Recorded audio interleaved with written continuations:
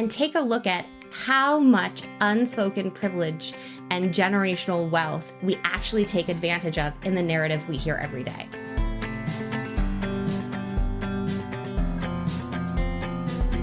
Welcome to A Book and a Dream with Megan O'Russell, an author's adventure in writing, reading, and being an epic fangirl. Hi, my name is Megan O'Russell, and welcome to episode 36 of A Book and a Dream. I want to talk to you a little bit about the importance of inheritance and generational wealth within fiction. Before I get to that, and the reason that I wanted to talk to you about it today, Inker and Crown is finally out in the world. I am so thrilled to share the first book in the Guilds of Ilbrea series with all of you. And thank you to all of the people who have sent such sweet messages on Facebook and emailed me and said lovely things about the book. You have no idea how much that means to me to get this wonderful response within the first week of it being out. If you have read the book, maybe hop on over to Amazon, leave it a little review. Wink, wink, nudge, nudge. If you haven't read the book, it's available everywhere now. I will say, if you're in the middle of the Anna of Ilbrea series, don't start on Inker and Crown till you've finished our series. If you haven't read Anna's series at all, jump right into Inker. Trust me, it'll make for a better reading experience. Now, Inker and Crown is in the same world as Anna. It's very different because of the status of the characters. Where Anna's series it's a girl who she has nothing, really. She has no money. She has no family. She has no great fighting skills. She has nothing. There is nothing for her in this world. In Inker and Crown, we're looking at people who have the privilege of the guilds behind them. So whether they were born a Lord of the Guild's daughter, they became a ward, they became an apprentice, whatever it is, all of the points of view that we're really looking at in the Guilds of Ilbrea book do come from a place where inherited station is very important. So they have all of those things backing them up as they travel throughout the story. And it's a very different perspective on the world. And it really made me think of how important that inherited generational wealth, generational knowledge, generational status is in fiction. Now, we can look at some really basic examples of that. Let's take the most basic. I know we don't really want to talk about the series right now, but just so that we all have a common way to dive into it. In Harry Potter, Harry inherits the invisibility cloak from his dad. His dad isn't around anymore, but he gets this amazing gift that was left to him by generations and generations and generations of people that helps him go about these adventures. He needed that gift to move on. Or we can look at another really classic example. Let's look at Narnia. The wardrobe that they climb through, spoiler alert, there's a wardrobe involved in The Lion, the Witch, and the Wardrobe. It wasn't there by accident. They didn't magically find it. It's built on another generation's magical adventures. So without that work being done for them before they get to the house in the country where all their adventures start, there would be no adventures because the wardrobe wouldn't be there.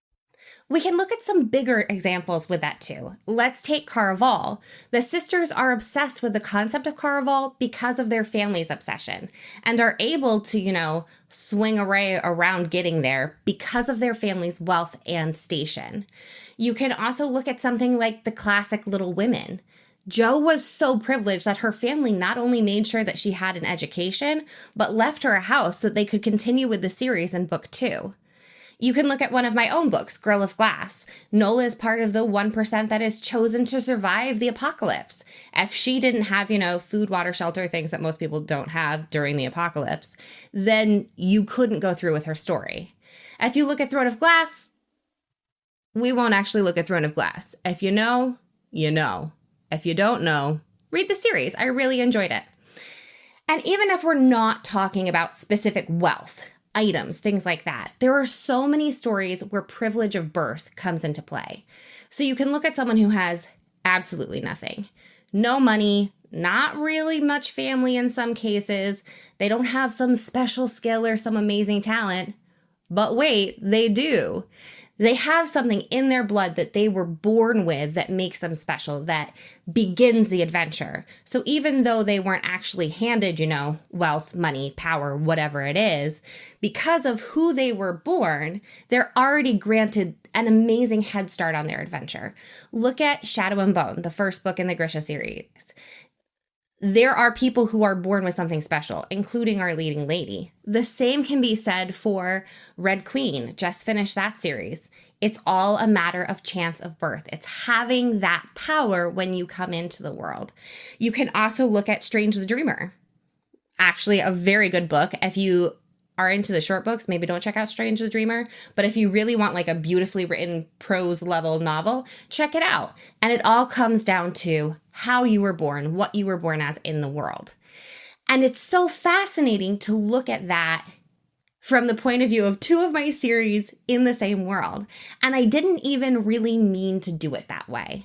It didn't occur to me until I was talking to readers about the Guilds of Ilbrea series, how much of an underdog I accidentally made Anna. There is no privilege of birth. There's nothing special in her blood. There is no inherited knowledge or wealth. So you've created a real underdog, an underdog who has nothing that they can say they inherited. They gained nothing from the generations that came before them. No money, no land, no status, no knowledge. They have nothing in their blood that sets them apart as something special to propel them on their journey. And that's such a fascinating thing to look at. And it is kind of rare. Like, even take Hunger Games. Katniss may have not been born in the best place, but she learned to shoot a bow and arrow from her father. So how much of those things can we really weed out of books and leave a character standing naked and alone and propel them forward?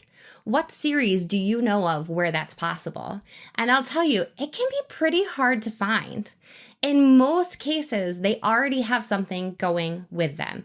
They have something that was given to them before their journey began. So I want to encourage you, when you look at stories all around you, when you read novels, watch TV, whatever it is, look at those stories, those narratives that you're just surrounded by all the time, and take a look at how much unspoken privilege and generational wealth we actually take advantage of in the narratives we hear every day. Just take a look at it. See how common it is and how easy it is to just gloss past it and be like, oh, but they're an amazing hero who happened to have $2 million in the bank. We forget to look at those things, at what built up the character to be the hero that we look at as the protagonist.